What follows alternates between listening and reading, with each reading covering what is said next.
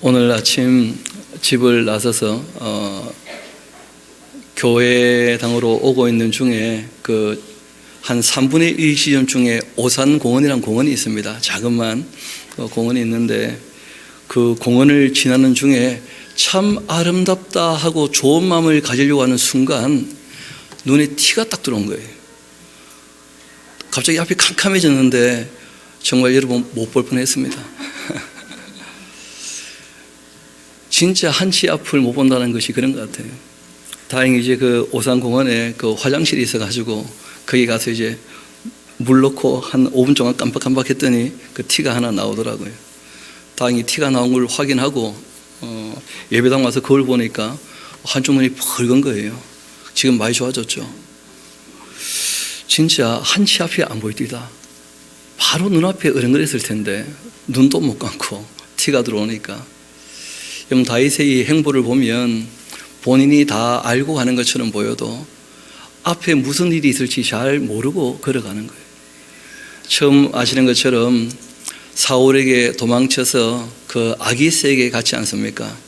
그러다 거기서 죽을 뻔하고 이제 미친 채에서 도망쳐 나와서 참 어려운 길을 걸었는데 9년 동안 그렇게 사울의 추적을 피해서 도망다니다가 결국 자신이 다시 아기스에게로 가게 될 것이라고 생각도 못했을 거예요. 그렇지만 지금 다윗 입장에서는 그 블레셋 아기스에게 가는 것 이외에는 달리 생각할 수 있는 방법이 없는 겁니다. 왜냐하면 사울이 무려 3,000명의 사람을 풀어가지고 다윗을 거의 10년 가까이 죽이게 오고 있기 때문에 다윗이 피하고 도망가는 것도 너무 힘들고 지친 일이에요. 그래서 어쩔 수 없이 내가 한 8, 9년 이렇게 도망 다녔으니까 아기스가 받아주지 않겠는가? 문제는 아기스가 받아준다 해도 함께하는 사람들 같이 가자고 설득을 해야 될 텐데 그러지 않습니까? 다 이스라엘 사람들이고 사울에게 쫓겨났다고 하지만 그럼에도 불구하고 그 이방인들에게 깃들어 산다는 것 좋아할 사람 잘 없거든요. 그게 다윗이 참 곤혹스러운 입장이지만 그러나 함께하는 사람들 설득을 해서 이게 다시 아기스에게로 이제 가게 되는 것입니다. 그래서 우리가 이때 읽을 만한 시들이 몇 편 있기는 합니다만은 우리가 한 편 정도 같이 봅시다. 우리 시편 26편을 먼저 좀 보고 우리가 다시 돌아오면 그 분위기 파악이 좀 더 쉽게 되지 않겠나 싶습니다. 시편 26편입니다. 다윗이 하나님 앞에서뿐 아니라 함께하는 사람들에게 내놓을 만한 것이 있었다는 거예요. 그게 뭐냐면 그 많은 고난의 길을 걸을 때 자신은 항상 올곧게 정말 성실하지만 공의와 정의를 추구하면서 하나님 보시기에 죄 짓지 아니하고 악을 행하지 아니하고 누가 봐도 너무 깨끗하게 일을 해왔다는 거예요. 그거 하나 내세울 수 있는 것이죠. 내가 나의 완전함에 행하여 싸우며 흔들리지 아니하였고 여호와를 의지하여 싸우니 여호와여 나를 판단하소서. 여호와여 나를 살피시고 시험하사 내 뜻과 내 양심을 단련하소서. 이 다윗이 고난받는 모든 이 기간을 무엇으로 인식하고 있느냐 하면 단련받는 기간이다, 그렇게 보고 있어요. 정말 내 뜻이 하나님의 뜻과 합한지 하나님 검증해 보시고 확인해 보시고 그 다음 때가 되면 일을 맡기시겠지요. 거기에 대해서 다윗은 내가 새벽을 깨우리로다 했던 것처럼 확신이 있는 것입니다. 또 주님의 인자하심이 내 눈앞에 있나이다. 내가 주님의 그 진리 중에서 행하여서 허망한 사람과 같이 앉지 아니하였사오니 간사한 자와도 동행하지도 아니할 것입니다. 내가 행악자의 집회를 미워합니다. 악한 자와 같이 앉지도 아니하리이다. 여호와여 내가 무죄함으로 손을 씻고 주의 제단에 두루다니며 감사의 소리를 들려주고 주의 기이한 모든 일을 말할 것입니다. 그렇게 될 줄로 저는 확실히 믿고 계속 좀 더 고난의 길이 남아있는 것 같은데 그 길을 걸어가겠노라. 그렇게 하는 것이죠. 여호와여, 내가 주께서 계신 집과 주의 영광이 머무는 곳을 사랑합니다. 이스라엘 나라를 떠날 수밖에 없어요. 그러나 여전히 사랑한다는 거예요. 돌아올 거라는 것이죠. 거기에 대해서 명확히 합니다. 내 영혼을 죄인과 함께, 내 생명을 살인자와 함께 거두어 가지 말아 주옵소서. 그들의 그 손에 사악함이 있고 그들의 오른손에는 뇌물이 가득합니다. 그러나 나는 나의 완전함에 행하오리니. 적어도 이 다윗은 자기 양심에 끄리낌 없이 행동했다는 거예요. 항상 거기에 대해서는 완전하다 할 만큼 참 대단한 인물이죠. 어떤 면에서는 나를 속량해 주시고 나에게 은혜를 베푸소서. 내 발이 평탄한 데에 섰사오니 무리 가운데에서 여호와를 송축하리라.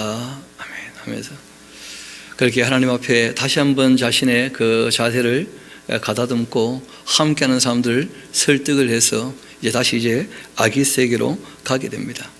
피할 길이 거기밖에 없는 거예요. 우리 다시 이제 사무엘 상서로 돌아가도록 합시다. 27장입니다.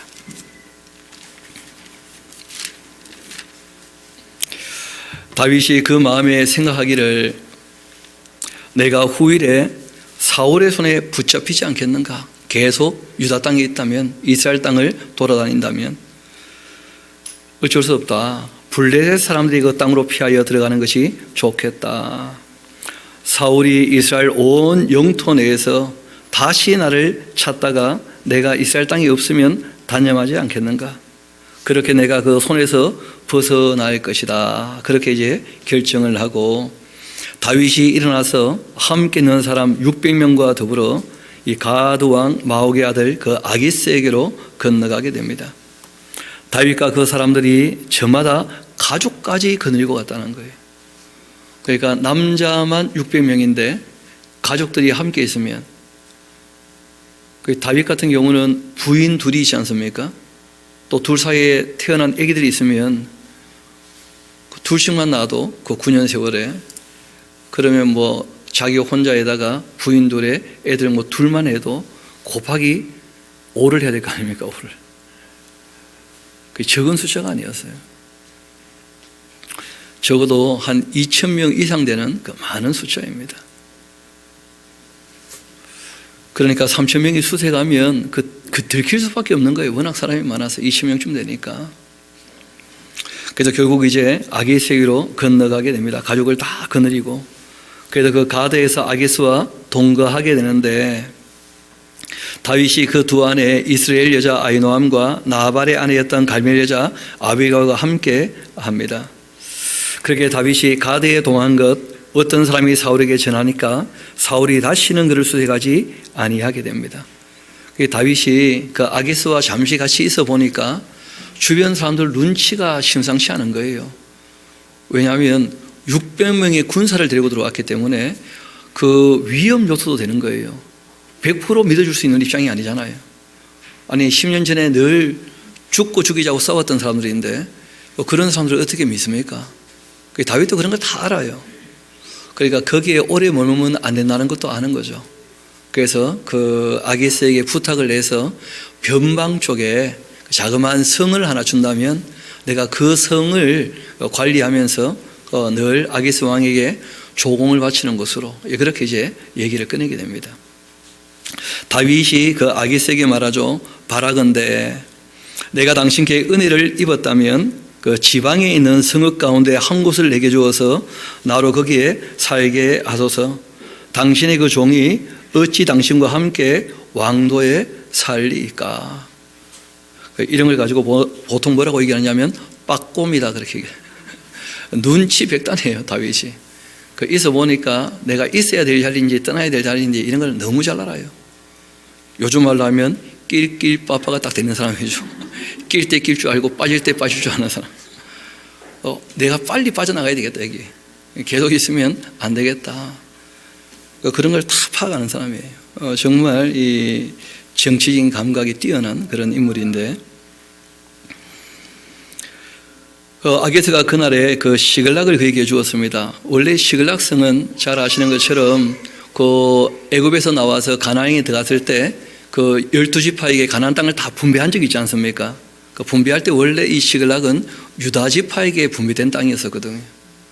그런데 뭐 사사기로 넘어가면서 아시는 것처럼 하나님께서 그 땅 사람들 더 이상 몰아내지 않기로 하시면서 결국 이제 땅은 다 분배했는데 그 안 되고 말았던 것이죠. 그 시글락성을 이제 가지게 됩니다. 참 다행한 것은 다윗에게 있어서 그 시글락을 그에게 주었고, 그리고 역사가가 한마디 하죠. 그 시글락이 오늘까지 그 2021년 4월 18일 오늘 아닙니다. 이 기록된 당시의 오늘이에요. 그래서 우리가 이 사무엘 상서가 어느 때쯤 기록됐는지 우리가 대충 이렇게 감안할 수가 있는 것인데, 오늘까지 유다 왕들에게 속했다. 그 원어는 그 유다의 왕들에게 속했다 이렇게 되어 있어요. 유다 왕들 하게 되어지면 왕국이 분열된 다음이겠죠. 이스라엘 왕과 북왕국의 남왕국 유다 왕들 이렇게 되는 것이거든요. 그러니까 적어도 사무엘 상하서는 그 솔로몬 이후에 왕국이 분열되고 난 다음에 기록이 된 거예요. 그러니까 어느 왕이라도 다윗 시대를 다 그리워할 수밖에 없을 겁니다. 그렇게 이제 기록하고 있는 것인데, 이어봅시다. 다윗이 그 블레셋 사람들의 지방에서 산 날수는 1년 4개월, 그렇게 해서 전체 기간이 한 10년쯤 되는 거예요. 그 도망 다닌 그 세월이. 다윗과 그 사람들이 이제 그 시글락에 있으면서 뭘 하느냐 하면, 그 올라가서 구술 사람, 그리고 또 기르스 사람, 아말렉 사람들을 침노했다 이렇게 되어 있는데, 평안한 사람들을 쳐가지고 물건을 빼앗았다 그런 개념이 아닙니다. 늘 말씀드리듯이 다윗의 전쟁은 하나님의 전쟁, 악을 도말하는 전쟁이에요. 그래서 역사가도 혹시 오해할까봐 거기에 한 말을 더 적어놨죠. 그들, 그러니까 구술 사람, 기르스 사람, 아말렉 사람, 이 사람들은 옛적부터 항상 무슨 짓을 했느냐, 이 술과 애굽 땅으로 지나가는 지방의 주민이다. 이 번역이 조금 부드럽게 되었는데, 실제로는 이 술과 애굽 땅 그 길목 쪽에 살면서, 그러니까 이 블레셋 그리고 애굽 그 길목에 살면서 항상 이 양쪽을 늘 노략질하고 침략했던 그 사람들이에요. 그러니까 다윗이 이들을 쳤을 때 주변 모든 사람들이 너무 고마워했다는 거예요. 못된 사람들이고 악한 사람들이 있기 때문에. 여러분, 예전에 그 대상이라는 사람들 있지 않습니까? 많은 무리들이 물건을 싣고 다니는데, 그 대상들도 착한 대상들이 있고 악한 대상들이 있는 거예요. 진짜 순수하게 그 물건만 무역하는 사람들도 얼마든지 있겠죠. 나는 그 상인으로서의 도를 지킨다 이런 사람들이 늘 있을 수 있거든요. 반면에 그 장사는 위장이고 실제로는 도둑질이 목적인 사람들도 얼마든지 있는 거예요. 쉽게 말하면 여기 지금 나오는 이 사람들은 그런 사람들이에요.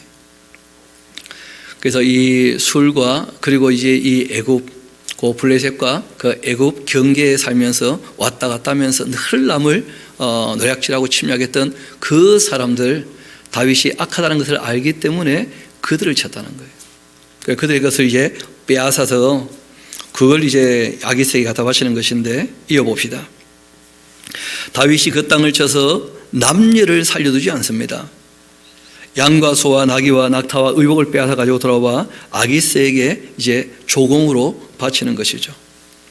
그 아기스가 말합니다. 너희가 오늘은 누구를 침노했느냐 하고 얘기를 해요. 다윗이 말하죠.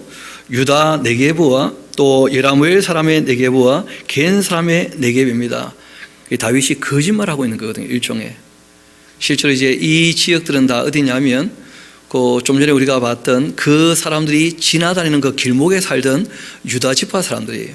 그리고 겐 지파 사람이죠. 겐 사람들. 겐 사람들은 여러분 잘 아시는 것처럼 이 이스라엘 나라에 피해를 끼친 적이 단 한 번도 없어요.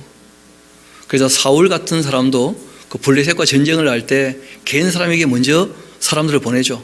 또 아말렉을 진멸할 때도 뭐라고 얘기합니까? 내가 아말렉을 하나님 말씀대로 칠 것이니까 겐 사람들은 빨리 어떻게 하라고요? 도망가고 피해라. 너희는 이 싸움에 상관이 없지 않느냐. 그러니까 원래 겐 사람들은 싸우지 않는 사람들이에요. 그러니까 이 사람들이 항상 어려움 당한 것이거든요. 또 여라무엘 하는 것은 그 유다 지파의 한 족속 이름입니다.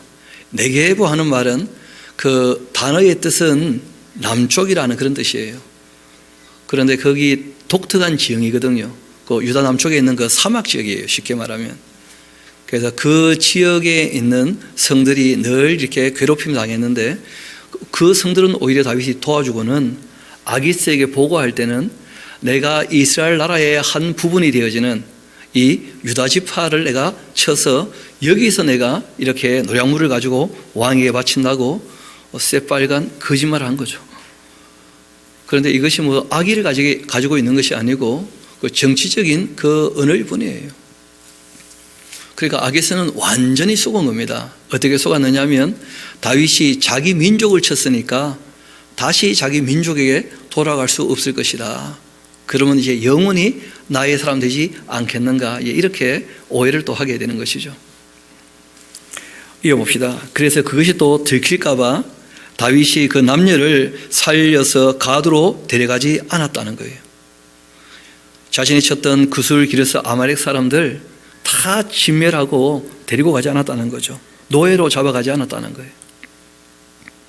그 생각에 그들이 우리에게 대하여 이르기를 다윗이 행한 일이 이러합니다 하고 이실직고하게 되어지면 다윗이 입장 곤란하게 되잖아요. 블레셋 사람들이 그 지방에 거주하는 동안 이같이 하는 습관이 있었다 할까 두려워했다는 거예요. 거짓말한 것이 그 뽀록이 나면 큰일 나니까. 반면에 아기스는 다윗을 믿었답니다. 그 하나 적어놓으세요. 좀 멍청하다. 사실을 좀 살펴봐야지 그래. 좀 이따 보면 알아요. 여러분, 그 정치하는 사람은 비둘기처럼 순결함만 가지고는 안 됩니다. 뱀처럼 좀 지혜로워야 돼요. 그런 면에서 다윗은 뱀처럼 지혜롭고 비둘기처럼 순결한 사람이에요. 아기스는 다윗을 믿었고 말하기를 다윗이 자기 백성 이스라엘에게 심히 미움을 받게 되었으니까 그는 영원히 내 부하가 될 것이다 하고 생각했는데 착각이죠, 착각. 그때였습니다. 이 블레셋 사람들이 이스라엘과 싸우려고 군대를 모집했고 아기스가 다윗에게 말하죠. 너는 밝히 알아라. 너와 내 사람들이 나와 함께 나가서 군대에 참가할 것이라. 아기스는 다윗이 이스라엘과 전쟁할 때 함께 도와줄 거라고 철석같이 믿는 거예요, 지금. 다윗은 입장이 참 곤란하죠. 이스라엘과 진짜 싸울 수는 없잖아요. 그러면 얼마든지 뭐 할 수 있습니까? 아기스를 배신할 수 있거든요. 아기스는 그런 면에서 아무 생각이 없는 사람이에요. 너와 너희의 사람들이 나와 함께 나가서 군대에 참가할 것이라. 다윗이 아기스에게 말합니다. 그러면 당신의 종이 행할 바를 아실 겁니다. 그럼 내가 어떻게 하면 되겠습니까? 다윗이 뭘 하겠다는 말을 못해요, 먼저. 당신이 내가 뭘 해야 될지 아는 사람 아닙니까? 말을 해보시라. 아기스가 다윗에게 말하죠. 지금 내가 말한 그대로 이 전쟁에 참여한다면 그러면 내가 너를 영원히 내 머리 지키는 자로 삼을 것이다 하고 이야기를 합니다. 그리고 이제 우리가 이 역사 이야기를 읽을 때 조금 어려운 부분이 있는데 그것이 뭐냐면 역사가가 어떤 한 부분을 보여주고 난 다음에 똑같은 시간을 다른 부분을 또 보여주는 거예요. 근데 글을 읽을 때에는 어떻게 읽어 나갑니까? 쭉 이어서 읽어 나가게 되니까 시간 순서는 안 맞는데 그 장소가 다르니까 당연히 시간 순서가 안 맞죠. 근데 그걸 우리가 염두에 두지 않으면 아니 이 사람들이 갑자기 여기 있다가 번쩍해서 이쪽으로 옮겨갔는가 하고 이제 오해를 하게 되어져요. 우리 지도를 잠깐 봅시다. 이 무슨 말인지를 좀 이따 보면 이제 알게 될 텐데 그 밑에 있는 지도를 한번 봅시다. 원래 그 시글락에 있는 다윗이 그 가드에 있는 아기스가 아벡 쪽에다가 연합군을 다 불러 모았어요. 연합군을 다 불러 모으고 난 다음에 이 연합군들을 데리고 이제 수넴 쪽으로 올라가는 거예요. 그리고 이제 그 이스라엘 사람들은 그렇게 해서 이제 그 이스라엘에 있는 셈으로 가게 되는 것이거든요. 거기에서 이제 이 사울이라는 사람은 그 엔돌에 있는 신접한 여인을 만나게 되는 거예요. 그러니까 제일 먼저는 지금 이제 이 블레셋 사람들이 이스라엘에 있을 때에 그 이스라엘 쪽, 그러니까 사울 쪽 이야기를 먼저 하고 있어요. 그리고 이제 29장 가면 다윗 쪽 얘기를 하는 거예요. 그래서 이스라엘이 지금 다 진치고 있다고 되어 있는데 다시 아벡에 모였다는 말이 그 29장에 나오거든요. 그 지도를 안 보면 아무 상관이 없어요. 근데 조금 알면 그런 부분들에 관하여 좀 짚어드리지 않으면 헷갈리게 된다는 거예요. 아니 이스라엘 갔다가 또 다시 아벡으로 사람들이 컴백 홈했는가 헷갈리게 되거든요. 그래서 조금 그런 것들을 우리가 감안해야 됩니다. 그래서 우리가 말씀을 읽을 때 그 언제에 관한 이야기인지와 함께 어디에 대한 이야기인지 하는 것도 우리가 생각하면서 읽어야 그 이야기 흐름이 전혀 문제없이 파악이 되는 것이죠. 저도 읽을 때마다 그 생각이 없이 읽었을 때는 헷갈리는 거예요. 아니 이스라엘에 다 모여놓고는 다시 또 왜 아벡에 가 있나? 이 사람들이 순간이동을 했나? 뭐 그렇게 이제 오해가 생기더라고요. 근데 다시 이제 보니까 누구에게 그 어디에 대한 이야기냐, 누구에 대한 이야기냐, 이걸 우리가 분류해서 보게 되어지면 그 시간 쭉 흐름대로 지금 기록된 것은 아닐 수 있다. 역사지만 왜냐하면 대상이 다를 수 있기 때문에. 그래서 우리가 그것도 좀 감안하고 보면 그 다음부터는 또 어렵지 않게 읽을 수 있습니다. 사무엘이 죽었으므로 지난 주일날 우리 장례식 다 했잖아요. 그 이제 사울에 대한 이야기를 하고자 다시 이제 그 소급을 해서 좀 얘기를 하는 것인데, 지금 블레셋과 이스라엘이 전쟁하게 되었기 때문에 이스라엘이 그를 두고 슬피 울었고 그 고향 라마에 장사했고, 사울은 그 신접한 자 박수도 다 그 땅에서 쫓아낸 적이 있었습니다. 처음 젊을 때 바르게 하겠다고 했을 때에는 그렇게 다 신접한 사람들, 박수 무당들 다 쫓아냈었거든요.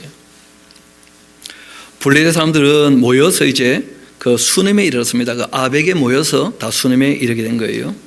그리고 이제 진을 치고 있고, 사울이 온 이스라엘을 모아서 길보아 산에 이제 진치고 있습니다. 그 길보아 산이 이스라엘 평원에 있는 그 산이기도 합니다. 한편 사울이 그 블레셋 사람들의 군대를 보고 두려워서 그 마음이 크게 떨리게 돼요. 하나님을 의지하지 않으니까 두려울 수밖에 없죠. 재미있는 것은 본인은 하나님의 말씀을 듣지도 않고 따르지도 않으면서 사울이 여호와께 물어봤다는 거예요. 누가 대답을 하겠습니까? 본인이 하나님의 말씀을 전혀 안 듣고 있는데. 여호와께서 꿈으로도 우림으로도 선자로도 그에게 대답하지 않으십니다. 그러니까 우림과 둠밈이라고 하는 그 판결 흉패가 있지만 그 판결하는 그 기구와 그 간다 가지 않는다 그런 뭐 제비 뽑는 거하고는 또 좀 다른 모양이에요. 판결을 해봤자 아무 답이 없을 수도 있다는 거예요. 그리고 예수님 오셔서 진리를 완성하기 전까지, 또 계시를 완전하게 세상 종말까지 보여주시기 전까지는 하나님께서 때로 여러 부분 여러 모양으로 말씀을 하셨다, 그런 거 우리가 알고 있지 않습니까? 그래서 이때 이제 전쟁을 해야 될지 말아야 될지 어떻게 해야 될지 물어보지만 하나님 쪽에서는요 아무 응답이 없는 거예요. 결국 이제 하나님이 응답이 없으니까 누구를 찾아가느냐? 귀신을 찾아간다는 거예요. 참 우리나라 사람들도 그런 게 좀 있는데, 기독교인 중에서 기도하고 응답이 없으면 무당 찾아간다는 거 아니에요? 못 들어보셨습니까? 기독교인들 중에서도 무당 찾는 사람들이 의외로 있다는 거예요. 또 젊은이들도 마찬가지인데, 재미로라도 타로 좀 그런 거 하면 안 됩니다. 기독교인이 되어가지고 그런 점치는 일들을 한다, 미래에 대해서 궁금해서 알아보고 싶다, 그 말이 안 되는 거예요. 그는 이 사울이라는 사람이 참 제가 봤을 때 이 요주의 인물이기도 하고, 보통 사람하고 너무 비슷하고, 이 보통 사람이니까 어떻게 보면 하나님 믿는데 자기 멋대로 하고, 실제로는 안 믿는 것과 똑같죠. 뭐 한번 봅시다. 사울이 그 신하에게 이르되 나를 위하여 신접한 여자를 찾아라. 내가 그리로 가서 그에게 물어볼 거다. 그 신하들이 그에게 이르되 보소서 엔돌에 가면 신접한 여자가 있습니다. 그 전쟁터에서 그 얼마 안 되는 거리니까 이제 엔돌로 찾아간 겁니다. 사울이 다른 옷 입고 변장을 합니다. 자기가 예전에 다 이 신접한 여자 또 무당들 다 쫓아낸 적이 있기 때문에 사울이라는 것을 알아보면 안 되는 거죠. 2 사람과 함께 갈새 그들이 밤에 그 여인에게 이르러 사울이 말합니다. 청하노니 나를 위하여 신접한 그 술법으로서 내가 너에게 말하는 사람을 좀 불러 올려라. 여인이 그에게 물어보죠. 너가 사울이 행한 일 곧 그가 신접한 자 박수를 이 땅에서 멸절시켰음을 알지 않느냐? 너가 어찌하여서 나의 생명을 올무에 놓아서 나를 죽게 하려고 그렇게 하느냐 하면서, 위장수사하는 사람들 아니냐 하면서, 함정수사 아니냐 하면서, 그러고 이제 얘기를 한 겁니다. 10절 보면 참 애매한 표현이 나오는 거예요. 내가 여호와의 이름으로 그에게 맹세하여 이르되, 여호와께서 살아계심을 두고 맹세하는데 점치러 왔다는 거 아니에요 지금. 참. 그러니까 이 문화적인 표현이라는 것이 그 입에 붙어 있으면 자기를 위하여 우상 숭배하듯이 신앙생활을 해도 늘 입에서는 누구가 나오는 거예요? 하나님 하나님 하면서 나올 수 있다는 거예요. 얼마든지. 그러니까 우리가 신앙생활 할 때 하나님이 주인이시다, 이걸 명확히 해야 됩니다. 내가 주인 되고 있으면서 하나님 하나님 해봤자 그건 아무 의미가 없는 거예요. 그래서 우리가 주님을 찾아뵐 때 욕심을 좀 내려놓도록 정말 사랑하는 마음으로 주님 앞에 나올 수 있게 그렇게 해야 될 것입니다. 이어봅시다.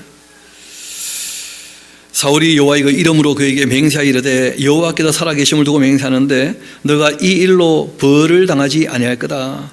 여인이 이르되, 내가 누구를 너에게로 불러 오리랴? 그렇게 했더니 사울이 말하죠. 사무엘을 좀 불러 올려라. 별세하셨는데, 여인이 사무엘을 보고 큰 소리로 외치며 그 사울에게 말하여 이르되, 당신이 어찌하여 나를 속이셨나이까? 당신은 사울이십니다. 이 여자도 아주 눈치가 백단이죠. 점치는 사람인데 바로 알아봐요. 게다가 거기 이런 표현이 있죠. 여인이 사무엘을 보고, 보이십니까? 진짜 사무엘을 봤다는 게 아닙니다.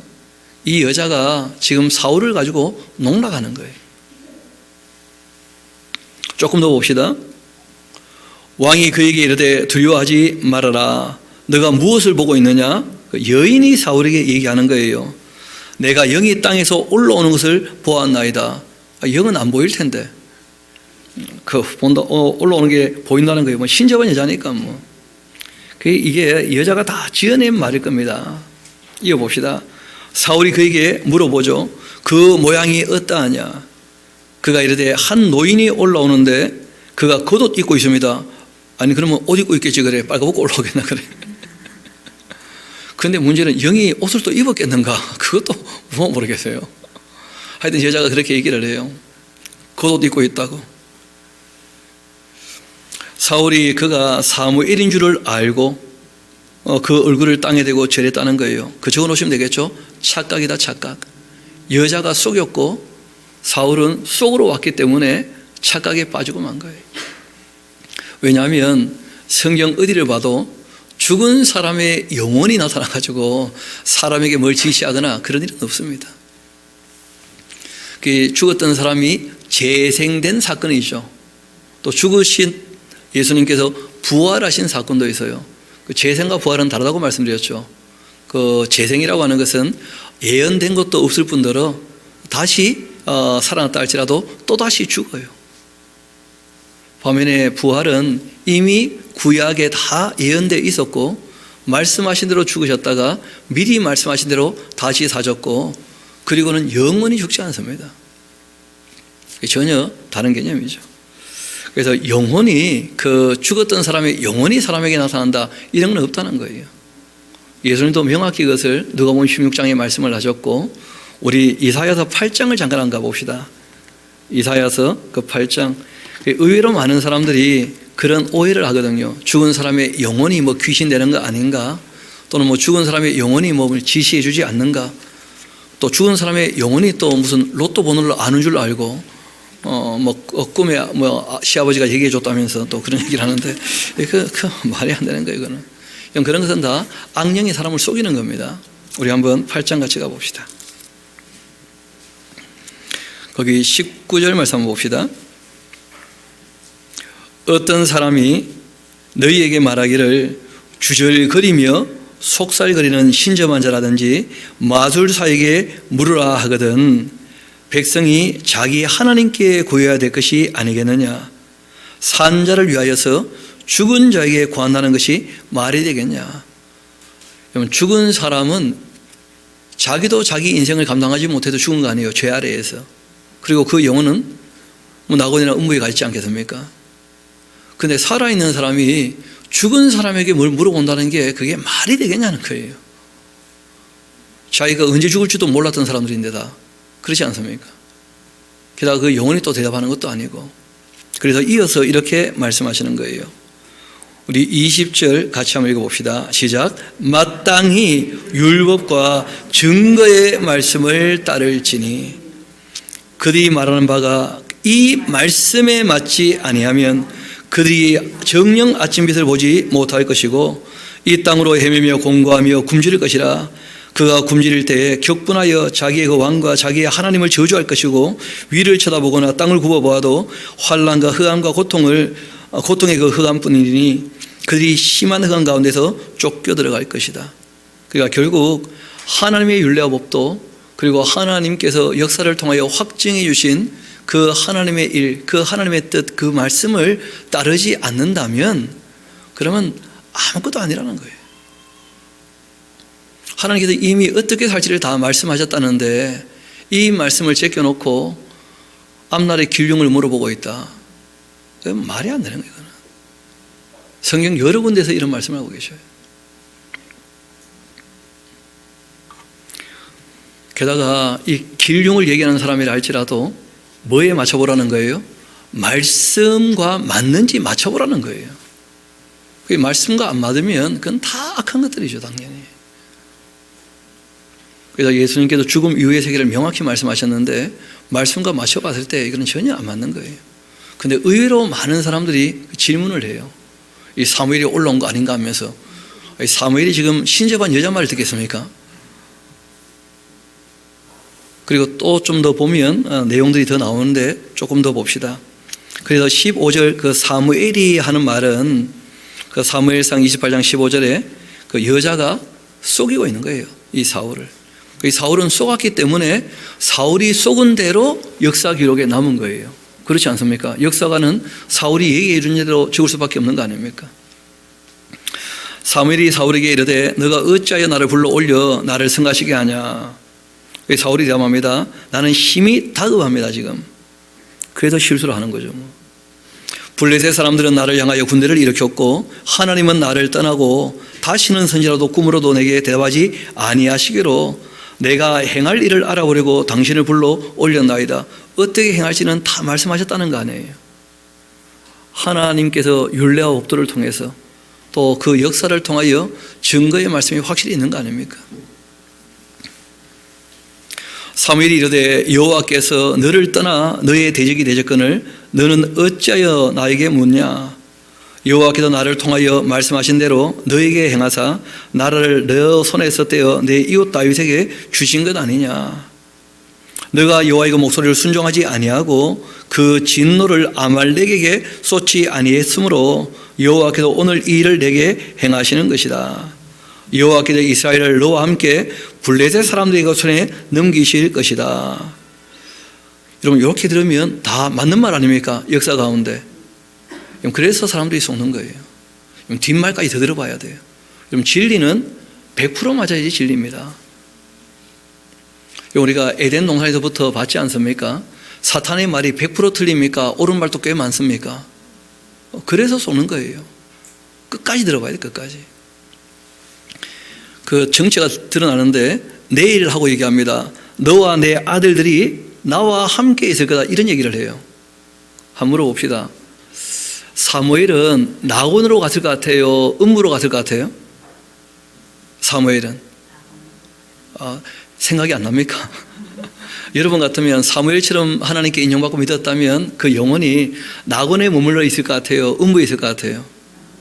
그러면 하나님의 말씀을 듣지 않는 사울은 낙원에 갈 것 같아요? 음부에 갈 것 같아요? 그런데 뭘 함께 있겠어요? 그래. 그러니까 우리가 성경을 읽을 때 끝까지 읽지 않으면 오해가 생길 수 있다는 거예요. 선악과를 가지고 얘기할 때도 똑같이 얘기하죠. 이것을 먹으면 뭐처럼 될 거라고요? 하나님처럼. 하나님께서 뭐라고 하십니까? 선악을 아는 일에는 우리처럼 되었다 하시는 거 아니에요. 또 눈이 밝아질까 되는데 눈이 밝아졌지 않습니까? 눈이 밝았는데 벌거벗은 것을 알게 되었다는 거예요. 안 좋은 것만. 그리고 안 죽을 것처럼 얘기했는데 결국 죽었습니까? 안 죽었습니까? 결론적으로 하나님 말씀대로 된 거예요. 그러니까 사단의 말도 꽤 옳은 말이 많기 때문에 사람들이 속는 거예요. 그래서 우리가 성경도 온전히 다 안다는 것이 중요해요. 그러지 않으면 얼마든지 속을 수 있습니다. 눈앞에다 다 되는 것처럼 보일 수 있거든요. 그래서 너무 많은 하나님의 사람이라고 자처하는 사람들이 속아 있어도 속은 줄 모르는 거예요. 전체를 모르기 때문에. 자꾸도 우리가 하나님 말씀을 붙잡았다면 우리에게는 지금 창세기부터 요한계시록까지 다 주신 거 아닙니까? 그런데 그 중에 부분적인 것만 뽑아가지고는 자꾸 하나님의 뜻이라고 하나님의 말씀이라고 얘기를 하니까 완결되지도 않고 완수하는 것도 아니라는 거예요. 그렇게 되면 속아도 속은 줄도 모를 겁니다. 정말 그런 걸 주의해야 될 거예요. 그 마지막에 그 정체가 드러난 겁니다. 나와 함께 될 것이다. 그 적어놓으세요. 함께 안 한다 이 사람은. 적어놓으세요. 당연히 함께 안 하죠. 여호와께서 또 이스라엘 군대를 블레셋 사람들의 손에 넘기실 거다. 그렇게 하는지라. 사울이 갑자기 땅에 완전히 엎드려졌고 이는 사무엘의 말로 말미암아 심히 두려워함이었고 그 기력이 다하였으니까 이는 그가 하루 밤낮 음식을 먹지 못하였습니다. 참 사울이라는 사람이 가끔 재밌는 게 아니 전쟁터에 싸우러 나왔으면 먹어야 됩니까? 굶어야 됩니까? 이 사람은 전쟁할 때마다 굶는 것 같아. 예전에 한번 그런 적이 있었죠. 그렇죠? 블레셋과 전쟁하는데 굶으라 그래가지고 그래서 이 군인들이 하루 종일 싸우고 너무 배고파서 막 이 요나단이 그 꿀 찍어 먹는 거 보고 막 이 피치에 그렇게 이 짐승들이 잡아서 뜯어 먹었던 그런 일이 있지 않습니까? 이 참 웃기는 사람이에요. 이 사람은 뻗떡하면 굶어. 그거 안 좋은 겁니까? 안 좋은 거예요. 먹고 힘내서 일을 해야지 그래요. 이어봅시다. 그 여인이 사울에게 말합니다. 그가 심히 고통당함을 보고 그에게 말하죠. 여종이 왕의 말씀을 듣고 내 생명을 아끼지 않고 왕이 내게 이르신 말씀을 순종하여 싸우니 그런즉 청컨대 이제 당신도 여종의 말을 들어서 내가 왕 앞에 한 조각 떡을 드리게 그렇게 하시고 왕은 잡수시고 길 가실 때 기력을 얻으소서. 그렇게 합니다. 사울이 거절하죠. 이르되 내가 먹지 아니하겠노라. 하기야 뭐 입맛이 있겠습니까? 그래. 그렇지만 그 신하들과 여인들이 강건합니다. 여인이. 그리고 그들의 말을 듣고 땅에서 일어나 침상에 앉게 되고 그리고 여인의 집에서 살진 송아지가 있어서 그것을 급히 잡고 가루를 가져다가 뭉쳐 무교병을 만들어 구워서 사울 앞에와 그 신하들 앞에 내놓았고 그들이 먹고 일어나서 그 밤에 이제 돌아가게 됩니다.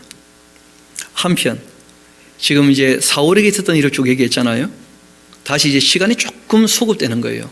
이제 다윗에게 있었던 일을 얘기를 해요. 블레셋 사람들은 그들의 그 모든 군대를 아벡에 모았다. 이스라엘이 지금 수넴에 다 올라가 있다고 되어 있었잖아요. 아까 전에. 그건 이제 사울이 봤을 때 지금은 거기 얘기를 하는 것이고 수넴까지 올라오기 전에 먼저 아벡에 연합군이 모였을 때 사건이 하나 있었다는 거예요. 블레셋 사람들은 그들의 그 모든 군대를 아벡에 모았고 그리고 이스라엘 사람들은 이스라엘에 있는 그 셈 곁에 진치게 됩니다.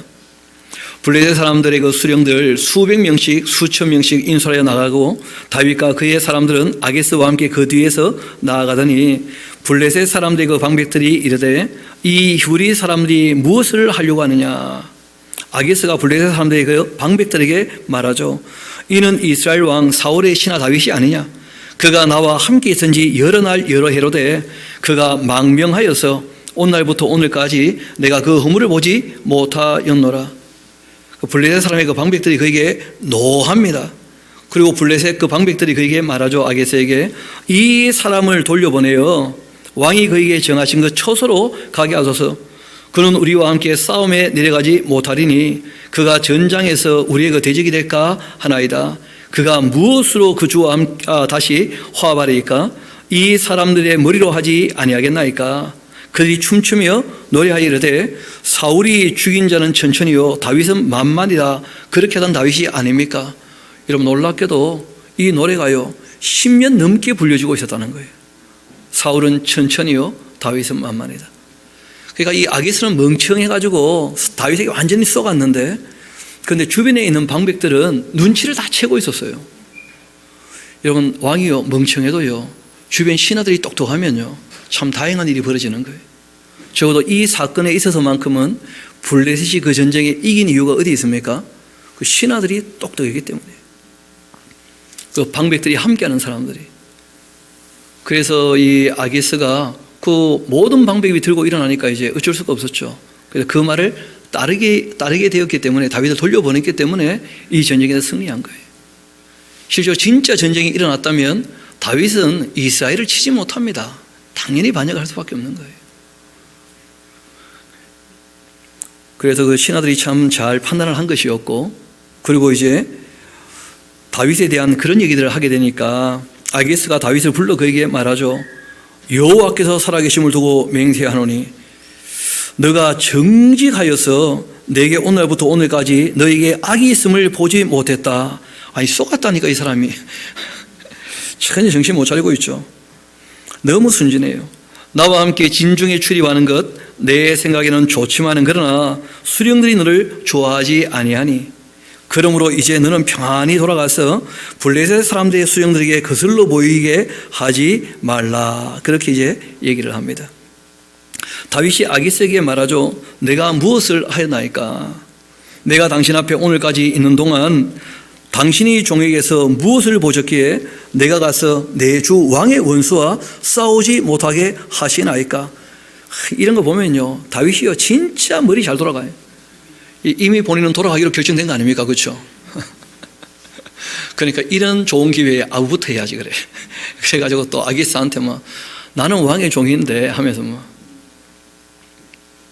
아기스가 다윗에게 대답합니다. 이르되 너가 내 목전에 하나님의 그 전령같이 선한 것 내가 알고 있다. 뭐 알기는 뭘 알아요. 진짜 멍청한 사람이에요. 블레셋 사람들이 그 방백들 말하기를 그가 우리와 함께 전장에 올라가지 못하리라. 그렇게 하니까 그런즉 너는 너와 함께 온 너의 주의 그 신하들과 더불어 새벽에 일어나라. 너희는 새벽에 일어나서 발거든 곧 떠나라. 그렇게 했을 때 다윗이요 굉장히 신났을 겁니다. 야, 내가 참 곤혹스러운 전쟁에 지금 왔는데 이스라엘과 싸울 수도 없고 그렇다고 바로 반역하기도 좀 그렇잖아요. 그런데 이제 시글락으로 돌아가라고 하니까 다윗이 너무 좋았을 거예요. 그런데 우리가 오늘 그 찬양 예배 때 살펴보게 될 텐데 시글락에 딱 돌아가니까 웬걸 자기가 침략했던 그 아말렉 사람들이 다윗이 그 성을 비웠다는 것을 알자 그 성을 침공해서 완전히 쓸어버린 거예요. 다윗이 그때 아마 젊었을 때 최고의 위기를 맞게 되는 것입니다.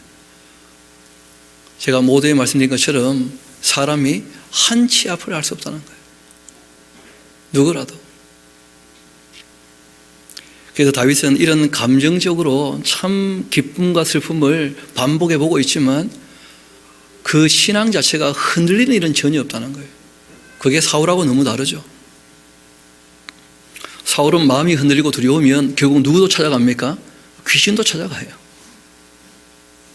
다윗은 전혀 그러지 않아요. 어떤 어려움이 있어도 그 신앙이 변치 않는다는 거예요. 우리가 그 성경 몇 군데를 좀 보고 오늘 정리를 하도록 합시다. 제일 먼저는 그 전도서 우리 몇 군데를 좀 보면 좋겠는데 성경이 우리에게 몇 가지 교훈하시는 내용이 있죠. 전도서 7장 우리가 많이 봤던 내용이지만 다시 한번 봅시다. 전도서 7장 14절 같이 봅시다. 같이 한번 읽어볼까요? 시작.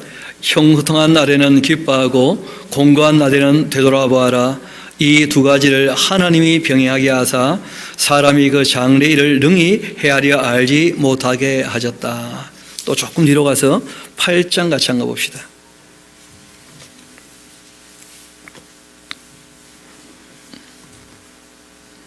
(6절부터) 제가 한번 읽어드리겠습니다. 무슨 일이든지 간에 때와 판단이 있으므로 사람에게 임하는 화가 심함이니라. 사람이 장래일을 알지 못하나니 장래일을 가르칠 자가 누구이겠는가? 영원하신 하나님 이외에 누가 장래에 대한 얘기를 할 수 있겠냐는 거예요. 하나님은 세상 마지막 이야기까지 다 해놓으셨죠. 요한계시록을 보면 하나님 이외에 누가 앞으로 있을 일을 다 얘기할 수 있겠냐는 거예요. 우리 또 10장으로 같이 한번 가봅시다. 전도서 그 10장입니다. 똑같은 맥락의 말씀인데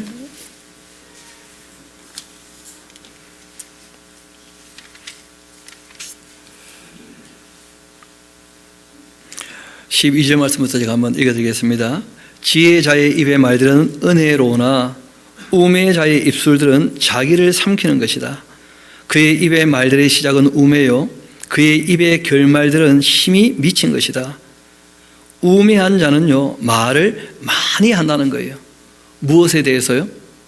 특별히 장래일에 대해서 말이 많아요.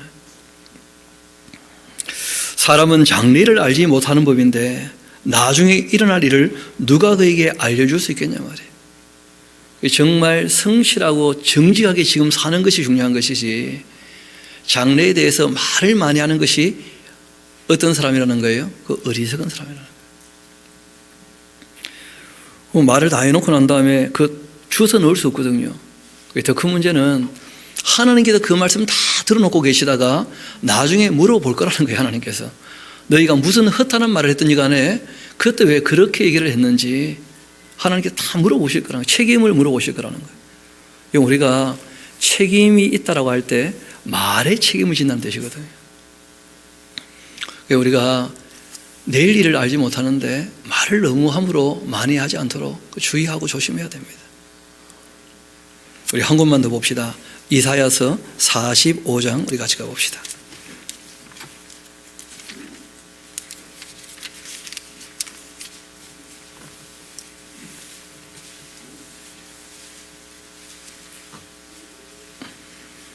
(11절) 말씀 제가 한번 읽어드리겠습니다. 11절부터 이스라엘의 거룩하시니 곧 이스라엘을 지으신 그 여호와께서 같이 말씀하시되 너희가 장래 일을 내게 물으며 또 내 아들들과 내 손으로 하늘에 관하여 내게 명령하려느냐. 내가 땅을 만들고 그 위에 사람을 창조하였으며 내가 내 손으로 하늘을 펴고 하늘의 모든 군대에게 명령하였노라. 내가 공의로 그를 일으킨지라 그 모든 길을 곱게 하리니 그가 나의 성읍을 건축할 것이고 사로잡힌 내 백성을 값이나 가품이 없이 놓을 것이다. 만군의 여호와의 말이니라. 하나님께서 하신 말씀이 누가 감히 내가 정해놓은 것이 있는데 자기 멋대로 미래를 바꾸어 달라고 기도하냐는 거예요. 하나님께서 그게 말이나 될 법하냐는 거예요. 하나님이 어떤 분이신데 하나님이 예정해 놓으신 게 있잖아요. 우리가 요한계시록을 바르게 정리해야 될 이유 중에 하나는 뭐냐면 하나님이 하실 일을 바르게 알아놓지 아니하면 엉뚱한 미래를 위하여 기도한다는 거예요. 엉뚱한 미래를 위해서. 하나님께서 그렇게 하는 것이 합당치 않다고 얘기하시는 거 아니에요. 하나님이 예정하신 것이 있습니다. 하나님이 예정하신 것은 말씀하신 그대로 다 이루어질 줄 믿습니다. 그럼 우리가 바뀔 수도 없고 바꿔도 안 되는 거예요. 당연히 그 말씀을 우리가 따라 살아야 되는 것이죠. 하나님이 결정해 놓으신 것이 있다는 것을 우리가 기억하고 그 내용들은 반드시 배워놔야 됩니다. 반면 하나님께서 우리에게 인격적으로 자유를 허락하시고 행동한 대로 책임을 물으시는 것이 있어요. 그런 부분에 관해서는 우리가 정말 책임 있게 행동해야 될 것입니다. 그래서 오늘 우리가 다윗의 그 이야기와 함께 그 아기스의 그 멍청한 모습도 우리가 봤고, 그리고 사울이라는 사람이 얼마나 어리석게 되었는지 하는 것도 우리가 보았는데, 하나님 앞에서 저도 여러분도 말에 실수가 없도록, 그리고 다윗이 젊을 때 정말 고백했던 것처럼 하나님의 선하심과 하나님의 참되심과 하나님의 공의로우심에 대하여 완전히 행하고자 힘쓰고 있으며 주님의 뜻을 따르는 그러한 하나님의 사람의 삶을 본받는 저와 여러분 되기를 소망합니다. 우리 함께 기도하도록 하시겠습니다. 아버지 하나님, 참 감사합니다. 역사를 통하여 우리에게 하나님의 사람으로 어떤 자세로 살아가야 될지를 교훈하여 주신 것 다시 한번 감사드립니다. 우리가 나아가기에 알게 모르게 우리를 위하는 마음 때문에 미래에 대하여 염려하기도 하고 근심하기도 하고 또는 막연히 낙관적으로 생각하며 지금 자신의 삶을 미워하는 그런 어리석은 삶을 살고 있지는 않은지 다시 한번 돌아보게 됩니다. 아버지 하나님, 주님께서 하고자 하시는 일들에 관하여 우리가 말씀을 통하여 확실하게 정리하게 도와주시고 또한 우리에게 하기를 원하시는 일들, 하지 않기를 바라시는 일들을 우리가 분명히 살펴서 이 땅에 살아가지만 주님의 뜻을 따라 살기를 소망하오니 주님께서 선한 도움의 손길로 우리의 삶을 인도하여 주셔서 악에 빠지지 않도록, 시험에 들지 않도록, 죄 짓지 않도록 보호하여 주시기를 소망합니다. 모든 것을 주님께 의탁합니다. 감사드립니다. 우리의 구주가 되시는 예수님 이름으로 기도합니다.